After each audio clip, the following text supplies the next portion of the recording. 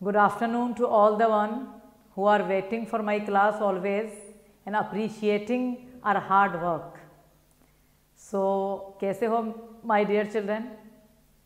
आज केमिस्ट्री का बहुत ही इम्पोर्टेंट टॉपिक पढ़ने वाले हैं 11th में अपन। उस टॉपिक का नाम है फोटो इलेक्ट्रिक इफ़ेक्ट। ओके, और ये वाली जो मेरी क्लास है, इसके बाद जो क्लास होएगी डायरेक्ट वो होगी 13 जुलाई, जिसके अंदर रजिस्टर्ड क्लास होगी केमिस्ट्री की। And I am welcoming all the dearest one जो रजिस्टर्ड करवा चुके हैं, और उनका एक स्पेशल रजिस्टर्ड ग्रुप बन रहा है जो कि 1-2 दिन में कंप्लीट हो जाएगा। और आई विश कि बाकी भी 13 से पहले सारे बच्चे रजिस्टर्ड हो जाएं ताकि उनकी क्लासेस नहीं छूटें। Okay, so this is the message from doctor Amina DSE classes. So what I want to explain to you my dear, that आपने पढ़ा था electromagnetic radiation. Have you remember? आपने इलेक्ट्रोमैग्नेटिक रेडिएशन पढ़ा था, जिसमें अपन ने कहा था कि उसके 2 नेचर होते हैं। एक होता है वेव नेचर और एक उसका होता है पार्टिकल नेचर। याद आया? वेव नेचर के लिए आपने डिफ्रैक्शन पढ़ा, इंटरफेरेंस पढ़ा, और पार्टिकल नेचर भी उसका होता है जिसका हमें पता नहीं है कभी कैसे पता चलेगा, मतलब कैसे होता है वो। तो उसके लिए साइंटिस्ट ने कहा कि wave nature and particle nature यानी डुअल नेचर होता है इलेक्ट्रोमैग्नेटिक रेडिएशन का। उस डुअल नेचर के अंदर पहला मतलब फेनोमेना जो हमें बता रहा है कि इलेक्ट्रोमैग्नेटिक रेडिएशन का पार्टिकल नेचर भी होता है, जिसकी सब डेवलपमेंट है leading to Bohr model of an atom. जो आपको पता है कि ये सब डेवलपमेंट रदरफोर्ड के बाद आए थे, जिसके बाद बोहर ने अपना मॉडल दिया था। तो अपन इसमें से आज 3-4 मतलब फेनोमेनाज हैं जो पार्टिकल नेचर शो करते हैं। उनमें से आज अपन ये वाला फेनोमेना पहला पढ़ रहे हैं जिसका नाम है फोटो इलेक्ट्रिक इफेक्ट। तो आप अपनी कॉपी में सब लोग फोटो इलेक्ट्रिक इफेक्ट लिख लें ताकि अपन इसको कंटिन्यू करें और अपन डिटेल में इसको समझाएं। Hurry up, please write down the heading photo electric effect. ये आप अपनी कॉपी में हेडिंग डाल लें। नाउ अब इसमें हम क्या बताना चाह रहे हैं आपको, फोटो इलेक्ट्रिक इफेक्ट जो है एक ऐसा फेनोमेना है जिसके अंदर, जैसे मैं आपको एक एग्जांपल से समझा रही हूँ। सपोज मेरे पास फॉर एग्जांपल एक मोबाइल लेके खड़ी हो जाती हूँ मैं। जैसे मेरे पास ये एक मोबाइल है, ये मेरी एक मेटल की सरफेस है, ठीक है। ये मेरा मेटल है और इसकी एक सरफेस है। इसके अंदर इलेक्ट्रॉन्स हैं, कोई भी मेटल में इलेक्ट्रॉन्स होते हैं। अगर मैंने एक लाइट ली, ये एक लाइट है, लाइट इसके ऊपर आके टकरा रही है, ठीक है। अगर एक लाइट आ रही है, एक रेडिएशन की रे आ रही है और आके इससे टकरा रही है, ठीक है, तो ऐसा देखा गया कि इसमें से इलेक्ट्रॉन बाहर जा रहा है, इसमें से इलेक्ट्रॉन बाहर जा रहा है। अब मैं इसकी ये मैंने अभी एग्जांपल समझा दी साइंटिफिक वे में। अब मैं एक और एग्जांपल समझाऊंगी जो कि अपनी डेली लाइफ के वे में। क्या मतलब डेली लाइफ के वे में? सपोज मैं यहाँ खड़ी हुई हूँ, ठीक है, कोई बंदा आए और मुझे आके धक्का दे दे, तो यकीनन मैं इस जगह से खिसक जाऊंगी। अगर वो बहुत ही स्ट्रांग बंदा है तो गिर भी जाऊंगी, लेकिन अगर वो धीरे से मुझे पुश कर रहा है तो मैं यहाँ से खिसक के उधर चली जाऊंगी। लेकिन ये ऐसा क्यों हुआ? क्योंकि उस बंदे के पास भी मास था और मेरे पास भी मास है, तो एक मास ने मास को हटा दिया। लेकिन सपोज मैं यहाँ खड़ी हुई हूँ फॉर एग्जाम्पल, और एक हवा चल रही है, जैसे अभी बारिश हो रही है, आजकल आपको पता है रेनी सीजन है, तो हवाएं चलती रहती हैं। तो ये विंडो जैसे खुला हुआ है मेरा स्टूडियो का, और यहाँ से हवा चल रही है, तो क्या वो हवा मुझे यहाँ से खिसका के इधर पटक देगी? शायद नहीं। इसका मतलब क्या है? क्या इससे अपन ने कंक्लूजन निकला कि एक पार्टिकल को हटा सकता है। एक वेव, खाली अगर वेव होती तो एक पार्टिकल को नहीं हटा सकती। ये बहुत ही अच्छा एक एविडेंस दिया है मैंने अपनी प्रैक्टिकल लाइफ के अंदर। तो क्या कंक्लूजन निकला इस पूरी बात का? ये इस वक्त वो मोबाइल मेरा हाथ बन गया, ये मेटल का सरफेस है, ये रेडिएशन आके टकरा रहा है, इलेक्ट्रॉन बाहर जा रहा है। अगर इलेक्ट्रॉन बाहर जा रहा है तो यकीनन रेडिएशन में कुछ ऐसा नेचर है जिसका नाम है पार्टिकल नेचर। मतलब वो पार्टिकल नेचर है, वो पार्टिकल है, वो मास है, वो मैटर है जो कि एक मैटर को बाहर कर रहा है। सबसे बेस्ट फेनोमेना जो समझा रहा है कि रेडिएशन का भी पार्टिकल नेचर है। मुझे बिल्कुल 100% उम्मीद है कि आपको समझ में आ गया होगा बहुत अच्छी तरह।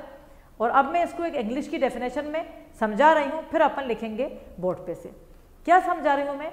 दी फेनोमेना, फेनोमेना यानी एक फेनोमेना सब जानते हैं, ऑफ इजेक्शन ऑफ इलेक्ट्रॉन्स, ये from the metal surface, metal surface में से इलेक्ट्रॉन हटाने वाला फेनोमेना। तो phenomena of ejection of electrons from the surface of a metal, metal की सरफेस से, कब? When light of suitable frequency strike on it. अब ये सुटेबल फ्रीक्वेंसी के लिए भी मैं एक बहुत बढ़िया प्रैक्टिकल लाइफ से दूंगी। मैं यहाँ खड़ी हुई हूँ, ठीक है, एक साल का बच्चा है, सपोज 2 साल का, चलो मान लो 2 साल का बच्चा है, छोटा सा बच्चा है, वो आया और मुझे आके घसीट रहा है ऐसे, तो मैं नहीं खिसकूंगी, मैं खड़ी जमी रहूंगी, क्योंकि उसकी सुटेबल फ्रीक्वेंसी नहीं है जिससे वो मुझे हटा सके। लेकिन अगर एक 20 साल का बंदा आया या बंदी आई और उसने मुझे धक्का मारा, तो मैं यकीनन हट जाऊंगी अपनी जगह पे से। तो सुटेबल फ्रीक्वेंसी भी बहुत सख्त ज़रूरी है। अगर इतनी रेडिएशन की एक पर्टिकुलर फ्रीक्वेंसी है, जैसे थ्रेशोल्ड फ्रीक्वेंसी से नाम दिया जाएगा बाद में, वो अगर है तो रेडिएशन के हेल्प से इलेक्ट्रॉन बाहर निकल जाएगा। लेकिन अगर उतनी नहीं है तो इलेक्ट्रॉन बाहर नहीं निकलेगा। जैसे मैं एक और एग्जांपल देती हूँ। सपोज आप सब अपने मतलब घबरा हुए इस एग्जांपल से, जैसे एग्ज़ाम का रिजल्ट आने वाला है आप सबका, तो जैसे आप सब जानते हैं कि 33% बोर्ड ने पूरे इंडिया में माना है कि 33% अगर किसी के बच्चे के हैं, जैसे मैथ्स का 100 नंबर का अगर पेपर है तो 33 मार्क्स हैं उस बच्चे के, तो वो पास हो जाएगा, ये माना है। केमिस्ट्री में जैसे 70 मार्क्स की थ्योरी है, तो उसमें से 23 अगर वो बच्चा ला रहा है तो वो पास हो जाएगा। तो 23 जो है ना, ये क्रिटिकल मार्क्स, जैसे अपन थ्रेशोल्ड फ्रीक्वेंसी कह रहे हैं ना, थ्रेशोल्ड मार्क्स, यानी इससे अगर 21 भी आएगा तो बच्चा नहीं जाएगा 12th में, और अगर इतना आ गया या इससे ज़्यादा तो बच्चा जाएगा। अगर 23 आया तो बच्चा जाएगा, रोता धोता चला जाएगा कहीं पर भी। लेकिन अगर 23 से जितने ज़्यादा नंबर आते जाएंगे, वितना ही 70 में से वितना ही बच्चा आगे आगे अच्छी अच्छी जगहों पे अपनी पसंद से जा पाएगा। बस इसको दिमाग में रख लो तुम। और जो पहले एग्जाम्पल 2 साल का धक्का वाला बच्चा और जो 20 साल का धक्का वाला, तो पूरा फोटो इलेक्ट्रिक इफेक्ट बच्चे के दिमाग में होएगा। फिर से बता रही हूँ, the phenomenon of ejection of electron, electron का बाहर निकल जाना, from the surface of a metal, metal की सरफेस पे से, व्हेन अ सुटेबल फ्रीक्वेंसी, एक पर्टिकुलर सुटेबल फ्रीक्वेंसी है, strike on it, is known as photo electric effect. एक और बात फोटो, क्योंकि Max Planck quantum theory of radiation ने एक बात कही थी आपसे कि जो रेडिएशन आते हैं वो बंडल्स ऑफ एनर्जी होते हैं, जिन्हें अपन क्वांटा भी कहते हैं या फोटॉन्स। तो वो फोटो रेडिएशन के फोटॉन्स के लिए, और इलेक्ट्रिक क्योंकि इलेक्ट्रॉन्स निकल रहा है सरफेस में से।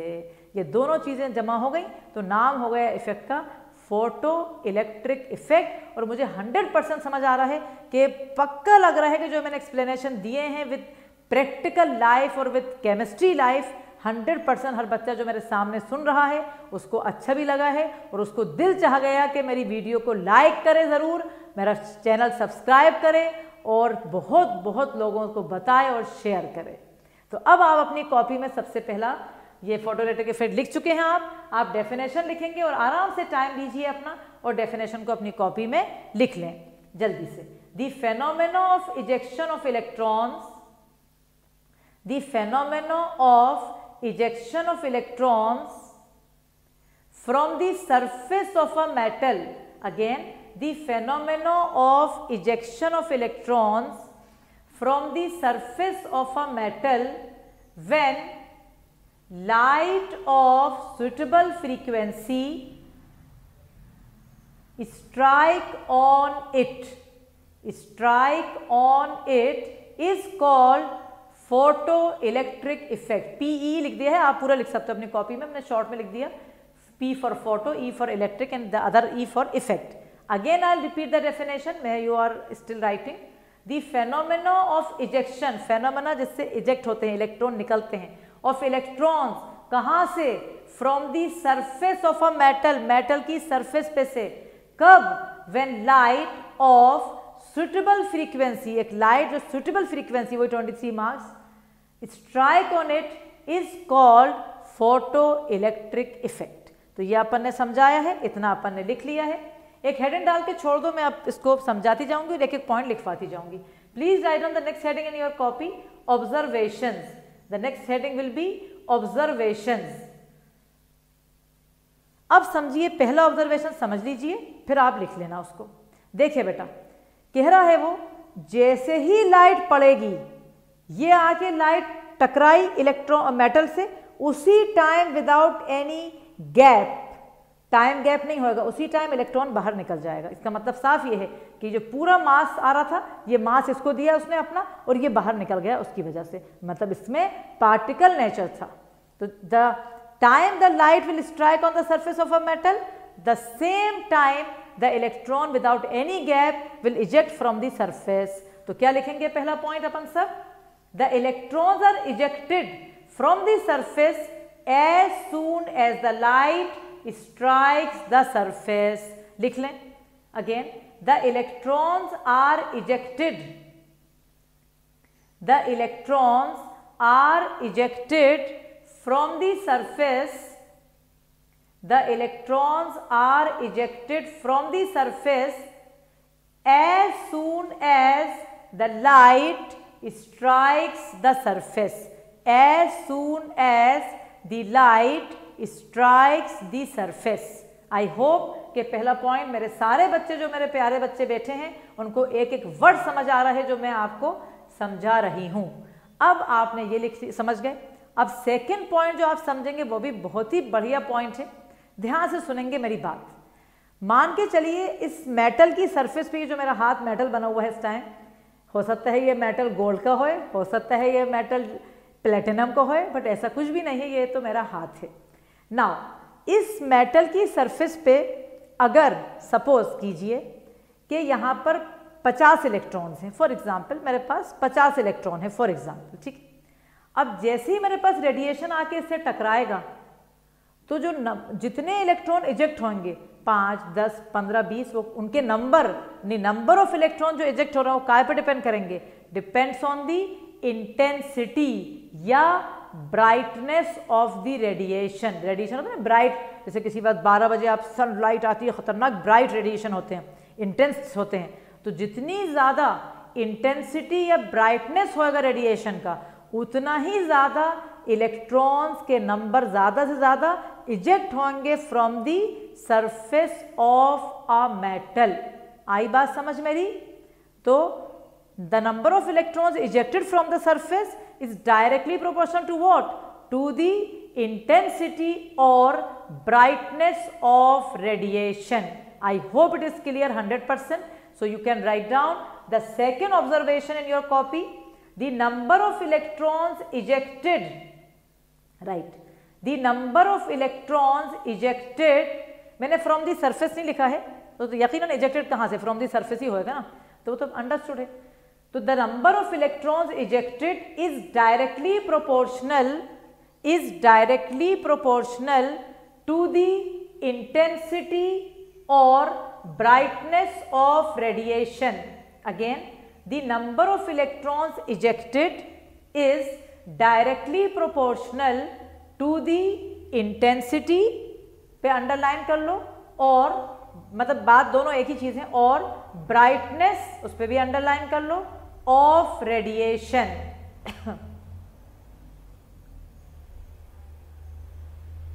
ओके, समझ गए? अब मैं आपको थर्ड ऑब्जर्वेशन समझा रही हूं, फिर अपन एक साथ लिखेंगे। वो ऑलरेडी मैं समझा भी चुकी हूं पहले, बट फिर से समझा रही हूं। हर मेटल के लिए अलग अलग मेटल हैं, सोडियम अलग, पोटेशियम अलग, रुबीडियम अलग, एल्यूमिनियम अलग, मैग्नीशियम अलग। हर अलग अलग मेटल के लिए जो लाइट जब आके उन पे पड़ती है, तो हर मेटल की एक पर्टिकुलर फ्रीक्वेंसी होती है लाइट की होना चाहिए, जिससे इलेक्ट्रॉन बाहर निकलेगा। अगर उस पर्टिकुलर फ्रीक्वेंसी से कम है तो इलेक्ट्रॉन बाहर नहीं निकलेगा। अगर 33% से कम है मार्क्स तो 10 से बाहर नहीं निकलेगा। आप कहोगे मैडम आप हमें डराए जा रहे हो, ऐसा बिल्कुल नहीं डरा रहे हम, हमें पता है कि हमारे सारे बच्चे बहुत अच्छे नंबरों से पास होने वाले हैं। इलेक्ट्रॉन निकलने के लिए रेडिएशन के पास एक पर्टिकुलर फ्रीक्वेंसी होना चाहिए, उससे कम नहीं निकलेगा इलेक्ट्रॉन। उस फ्रीक्वेंसी का नाम होता है थ्रेशोल्ड, THRESHOLD, थ्रेशोल्ड फ्रीक्वेंसी। कभी कभी अलग से थ्रेशोल्ड फ्रीक्वेंसी की डेफिनेशन भी पूछी जा सकती है, तो उसमें भी अपन यही कहेंगे minimum frequency which is needed to eject the electron from the surface of a metal. ठीक है, तो अब हम क्या कर रहे हैं, ये वाला पॉइंट लिख रहे हैं और उसका सिंबल भी याद रखो। फ्रीक्वेंसी का सिंबल आपको पता है म्यू, उसके नीचे छोटा सा डॉट लगा दो, कुछ लोग ऊपर भी लगा देते हैं बट ये दिया है एनसीईआरटी में ऐसा। So write down the next point, there is a minimum frequency, there is a minimum frequency, उसका आप सिंबल भी लिख लो म्यू नॉट, म्यू नॉट पढ़ते हैं इसके नॉट पर, गोले को हमेशा केमिस्ट्री में नॉट पढ़ते हैं। तो there is a minimum frequency in bracket mu naught या ऐसी म्यू नॉट, अब ब्रैकेट खोल के लिखोगे उस मिनिमम फ्रीक्वेंसी का नाम, नॉन एज थ्रेशोल्ड फ्रीक्वेंसी। मैंने अलग पेन से लिखा है, आप चाहो तो अंडरलाइन कर लो अगर अलग पेन नहीं है तो। Known as threshold frequency, again I repeat, there is a minimum frequency mu naught bracket known as threshold frequency close the bracket for each metal for each metal. So there is a minimum frequency which is given by the name threshold frequency for each metal, full stop या comma लगा सकते हैं, below which photoelectric effect is not observed, below which photoelectric effect is not observed.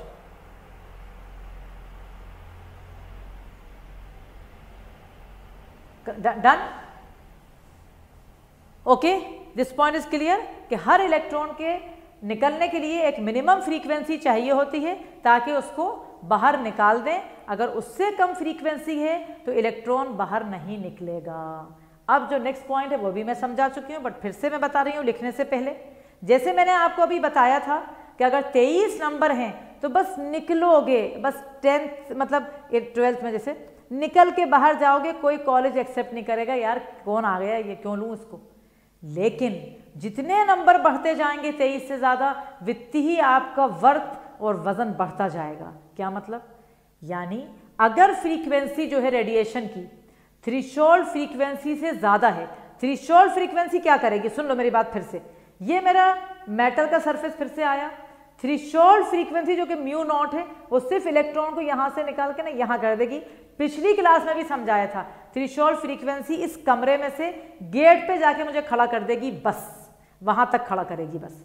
लेकिन threshold frequency से जितनी ज्यादा देर से जाओगे उतनी वो एनर्जी कन्वर्ट हो जाएगी मेरी काइनेटिक एनर्जी में, काय में कन्वर्ट हो जाएगी, मेरे दौड़ने की एनर्जी में, मेरे मूवमेंट की एनर्जी में, और मैं इधर से उधर फुदकती रहूंगी, ऊपर चली जाऊंगी, इधर चली जाऊंगी, उधर चली जाऊंगी। The same is applicable in case of electron. अगर आपकी फ्रीक्वेंसी थ्रेशोल्ड फ्रीक्वेंसी से ज्यादा है तो क्या होगा, इलेक्ट्रॉन इजेक्ट तो हो ही जाएगा क्योंकि थ्रेशोल्ड फ्रीक्वेंसी से इजेक्ट हो जाता है। उसके अलावा जो एक्स्ट्रा फ्रीक्वेंसी है वो जाएगी, काय में कन्वर्ट हो जाएगी, kinetic energy for the ejected electron. क्योंकि इलेक्ट्रॉन इजेक्ट होकर करेगा क्या यार, वहीं कहीं खड़ा रहेगा, वो दौड़ेगा, घूमेगा, कहीं और जाएगा, किसी और मेटल को देगा, वो उसके लिए उसमें काम आ जाएगी। समझ आया, कितनी बढ़िया लग रहा है, स्टोरी जैसे पढ़ रहे हैं केमिस्ट्री को आप। चलिए नेक्स्ट, अभी तक अगर लाइक नहीं करी तो लाइक करो वीडियो फौरन। खाली ये भी है ना, एक अप्रोच बहुत गलत होता है कि हम बैठे देख रहे हैं, बस बैठे हैं, ये क्लिक नहीं कर सकते। चलिए लगाइए ये वाला पॉइंट, इफ फ्रीक्वेंसी, फिर आप ऐसे ब्रैकेट में लिखेंगे या बॉक्स में कर दें, ऐसे करके अपन कर सकते हैं इसको, ऐसे कर लेते हैं, ऐसे। इफ फ्रीक्वेंसी यानी mu greater than mu naught, if frequency mu greater than mu naught, मतलब फ्रीक्वेंसी थ्रेशोल्ड फ्रीक्वेंसी से ज्यादा है अगर, then the electron come out with some kinetic energy, then the electron come out, पूरा लिख लो, then the electron come out with some kinetic energy. Electron कैसे बाहर आएगा, इलेक्ट्रॉन बाहर आएगा विथ सम काइनेटिक एनर्जी, कुछ काइनेटिक एनर्जी से वो बाहर आ जाएगा। Very good. अब आखिरी जो ऑब्जर्वेशन था वो बहुत अच्छा था, वही था जो ये वाला पॉइंट है, उसी जैसा पॉइंट है वो भी, कि जितनी भी रेडिएशन की फ्रीक्वेंसी ज़्यादा होएगी उतनी ही काइनेटिक एनर्जी ज़्यादा होएगी। जितना ज़्यादा फ्रीक्वेंसी डालते जाओ, जितने नंबर 23 से ज़्यादा बढ़ाते जाओ, 90 चले जाए, 95 चले गए, 97 चले गए, उतना ही आपको लोग एक्सेप्ट कर लेंगे।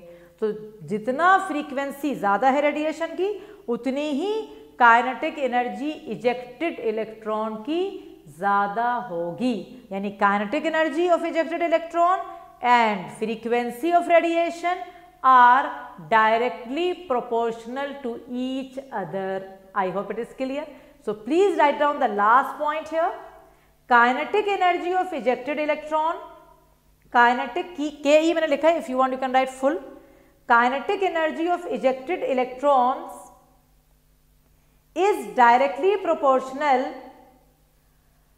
Kinetic energy of ejected electrons is directly proportional to the frequency of radiation. To the frequency of radiation. तो kinetic energy of ejected electrons is directly proportional to the frequency of radiation. बहुत ही बढ़िया effect है और उसको पढ़ाया भी बहुत ही अच्छी तरह है। मुझे खुद लग रहा है जैसे हर टीचर बेटा जब पढ़ाता है ना, तुम हैरत करो कितने सालों से मैं पढ़ा रही होंगी फोटोइलेक्ट्रिक इफेक्ट, बट हर दफ़ा एक नया तरीका होता है, एक नई एनर्जी होती है टीचर के पास, क्योंकि उसके सामने बहुत प्यारे नए बच्चे बैठे होते हैं। तो मुझे 100% पता है, और अगर तुम्हें सही में लगा है ऐसा तो कमेंट में लिखो यस इट वाज गुड, या कुछ भी लिखो अपने लैंग्वेज में, but you have to write and express yourself in comment. Hurry up.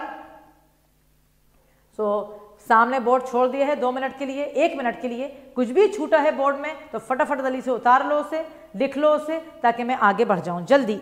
I am giving you only 1 minute to finish if suppose and or to write the comment also. खाली लिखो नहीं, comment also you have to write down. Hurry up. हो गया? Okay? Yes. अब हम आपको मिटाते मिटाते भी time अपन waste नहीं कर रहे, अपन एक चीज समझाएंगे आपको मिटाते मिटाते कि ये तो जैसे निकाला गया है फोटो इलेक्ट्रिक इफेक्ट, तो ये लेटेस्ट चीज़ें हैं ये सब, मतलब आगे बोहर के आने से पहले। लेकिन जो क्लासिकल मैकेनिक्स था, what is the meaning of classical mechanics, पुराने ज़माने का जो मैकेनिक्स था, उसके अकॉर्डिंग ये कहा जाता था कि जो इलेक्ट्रॉन का निकलना, इजेक्ट होना, और उसकी जो एनर्जी है, वो दोनों डिपेंड करती हैं इंटेंसिटी और ब्राइटनेस ऑफ रेडिएशन पे। लेकिन ये बात गलत है, सिर्फ इलेक्ट्रॉन्स के नंबर जो निकलना है वो तो सही है, डिपेंड कर रहे हैं अपॉन दी इंटेंसिटी या ब्राइटनेस, लेकिन उनकी जो काइनेटिक एनर्जी है वो डिपेंड कर रही है फ्रीक्वेंसी पे। ये बात किसने प्रूव करी थी, अगर आपको याद हो, Max Planck quantum theory of radiation का सेकंड या थर्ड पोस्टुलेट था कि E is proportional to mu, जिसके लिए आपने लिखा था E equal to H mu, where H is what, Max Planck constant. Have you remember? तो यही बात अपन एक लाइन में लिख लेंगे, साथ साथ लिख लेते हैं। अकॉर्डिंग टू क्लासिकल कॉन्सेप्ट, लिखते जाओ, अकॉर्डिंग टू क्लासिकल कॉन्सेप्ट, यानी पुराना कॉन्सेप्ट, according to classical concept, okay बेटा, the number of electrons, the number of electrons ejected, number of electrons ejected, जितने इलेक्ट्रॉन निकलेंगे बाहर, and the kinetic energy, KE लिख देती हूं, of electrons depends only on the brightness, जिसका अपन एक ही दफा लिख रहे हैं, मतलब वही उसका मतलब भी इंटेंसिटी होती है, depend only on the brightness of radiation, depends only on the brightness of radiation, but it is not true। Classical concept की बात सही नहीं है, but it is not true, ये बात सही नहीं है। क्या मतलब ये बात सही नहीं है, वो आपको पता है कि kinetic energy depends upon the frequency of radiation, while the number of electrons ejected depends upon the intensity और brightness of radiation. No need to complete the line, वो तो ऑलरेडी पता ही है ना हमें, ये तो हम क्लासिकल कॉन्सेप्ट बता रहे हैं कि उसने ये कहा था, बट नए कॉन्सेप्ट ने तो वही कहा जो आपने ऑब्जर्वेशन में लिखा हुआ है। आई बात समझ? अपन ने डेफिनेशन पढ़ लिया फोटो इलेक्ट्रिक इफेक्ट का, मतलब नॉर्मली केमिस्ट्री में होता क्या है, नॉर्मली बता रही हूँ, हर वक्त नहीं, बट नॉर्मली यानी 90% एक फेनोमेना दिया जाता है, उसको समझते हैं अपन, फिर उसके बाद उसके अंदर जो ऑब्जर्वेशन जो चीज़ें होती हैं वो समझते हैं, फिर उसके फॉर्मूलाज होते हैं, फिर उसके न्यूमेरिकल्स होते हैं। ये फिजिकल केमिस्ट्री की बात चल रही है। केमिस्ट्री आपको पहले इंट्रोडक्शन में बता चुकी हूँ मैं कि फिजिकल भी होती है, ऑर्गेनिक भी होती है, इनऑर्गेनिक भी होती है। अभी तो अपना पहला चैप्टर ही चल रहा है फिजिकल। रजिस्टर्ड क्लास में मैं दूसरा चैप्टर शुरू करने वाली हूँ, आप सबको बता चुकी हूँ पहले भी, जो भी होगा आपको पता चल जाएगा। ये चैप्टर भी चलता रहेगा साथ में, और रजिस्टर्ड क्लास का ड्यूरेशन 1.5 आवर होएगा, तो उसमें बहुत ज़्यादा तेज चलेगा कोर्स आपका। तो इस तरह से आपका बैलेंस करते रहेंगे अपन। नाउ अब मैं आपको लिखूंगी फॉर्मूला।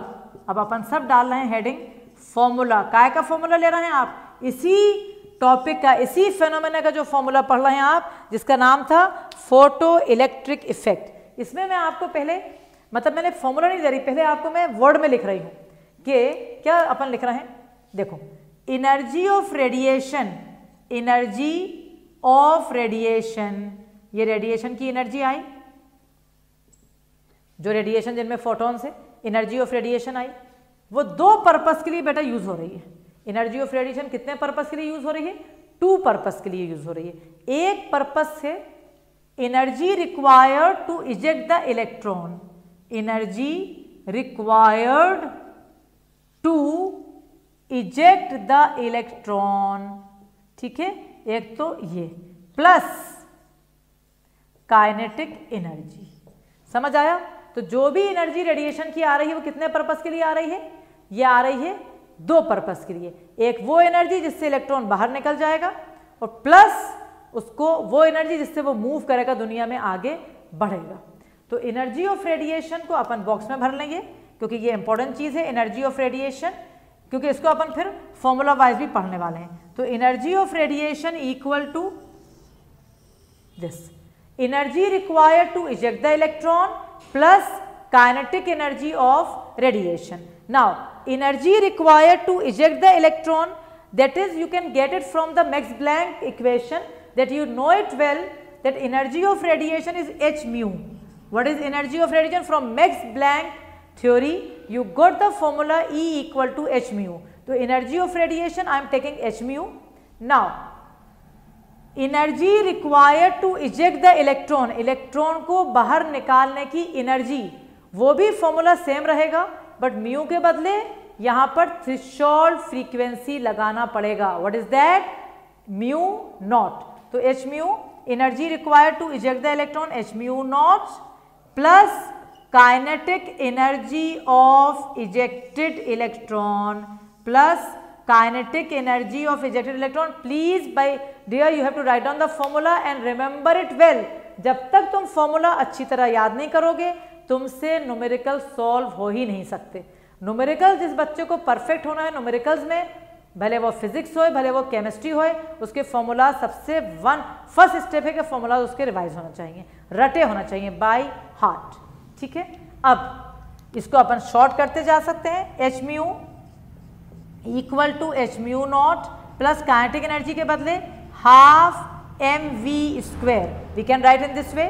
मतलब ये सब एक ही एक निकल जाएंगे, it is not difficult, because आपको इतनी तो मैथ्स आता है कि आप कैसे शॉर्ट कर लो फॉर्मूलाज को।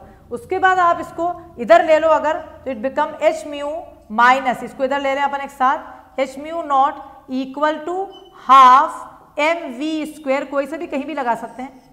Now we are taking H as a constant, तो मैंने h को कांस्टेंट यहां लिख देती हूं, मैं h कांस्टेंट ले लिया, तो मेरा क्या हो जाएगा, mu minus mu naught equal to half M V square. So this is the formula which I have to apply whenever all any one of these formulas are, we can say these are the formulas of what, of photo electric effect. H mu एक याद कर लो, बाकी तो सब उसी से निकलना है ना। H mu equal to h mu naught plus kinetic energy. What is h mu? Energy of radiation. What is h mu naught? Threshold energy. या energy required to eject the electron, और what is K E, kinetic energy. एक चीज़ मैं आपको बहुत अच्छी दे रही हूँ यहाँ पर, आप यहाँ से लिख सकते हैं, ये जो आपका एच म्यू नॉट है बेटा, दिख रहा है सबको, ये जो आपका एच म्यू नॉट है जिसके बारे में आपने लिखा है energy required to eject the electron, इसका नाम, दो नाम से ये पहचाना जा सकता है, दोनों नाम हमें आना चाहिए। एक तो इसे थ्रेशोल्ड फ्रीक्वेंसी है तो थ्रेशोल्ड एनर्जी भी कह सकते हैं इसको, और एक जरा अलग नाम है इसका, वो है वर्क फंक्शन। जो अलग नाम है वो बड़ा स्पेशल है, वर्क फंक्शन, ये जरा नया नाम है वर्क फंक्शन, और एक नाम है इसका threshold energy. So how many names are there for the like for the part which is given by the name energy required to eject the electron and given by the formula h mu naught, that is two names, one is given by the name work function and the other one is given by the name threshold energy. So please complete writing fast, please complete writing very fast. Okay my dear, तो इस तरह से आपको अपन एक चीज़ लिखेंगे यहाँ पर ज़रूर, बड़ी अच्छी एक चीज़ लिखने वाले हैं अपन कि ये जो हमारा फोटो इलेक्ट्रिक इफेक्ट था इसने क्या प्रूव कर दिया, इसने ये प्रूव करके गया ये कि रेडिएशन का पार्टिकल नेचर होता है। तो इसके नीचे आप जब ये पूरा लिख लिया, now please write down one line fast, right the line here, so photo electric effect, so photo electric effect is the phenomena which explains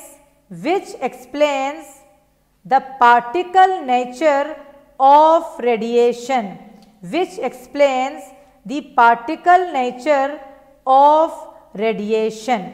Okay my dear, अब इसके ऊपर अपन एक न्यूमेरिकल भी कर लेते हैं, क्योंकि अभी आपने पढ़ा है तो आपको न्यूमेरिकल भी बहुत अच्छा इसमें समझ में आ जाएगा. Now we will be writing the numerical all together.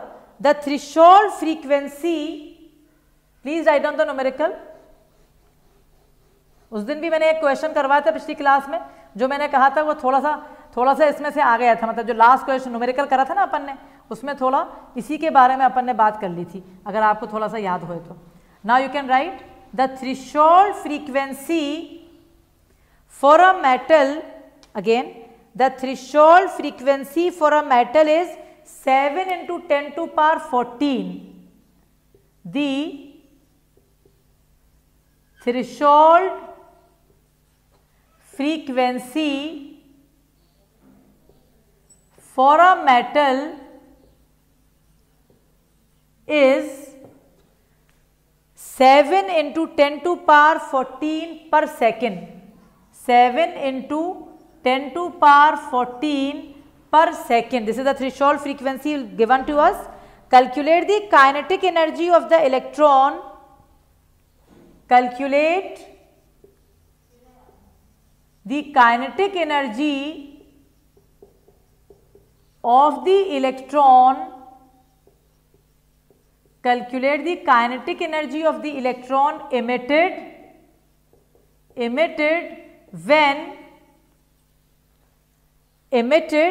when radiation of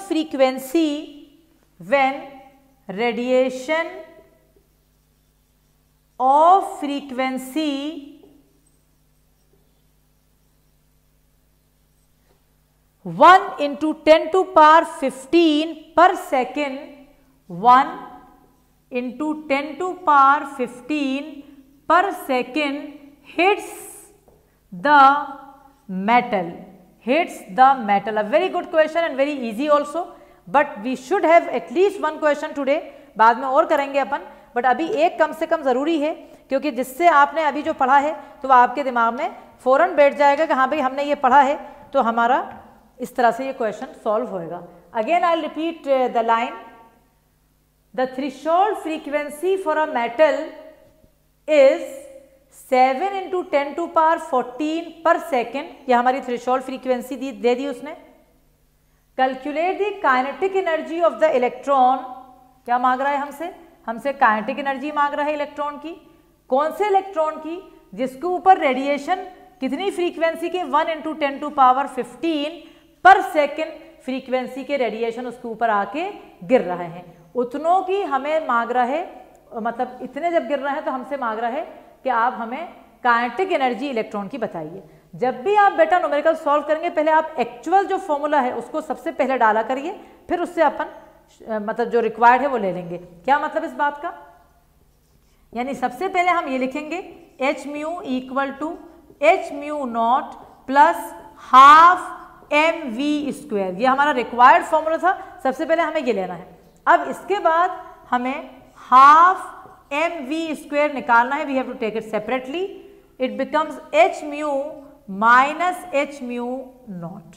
ठीक है, अब ये हमारा आ गया, अब ये हमारा आ गया। अब इसके बाद हम जो है अब हम सब्स्टिट्यूट करेंगे, तो half M V square equal to H को आप कांस्टेंट ले लीजिए, और ये आपका वही जो मैंने अभी आपको समझाया था वैसे के वैसे ही हो गया ये। अब हम ठीक है, अब अपन इस पर सब्स्टिट्यूट कर लेंगे, लिख लो जब तक इतना, we will do it. Okay, now let us substitute.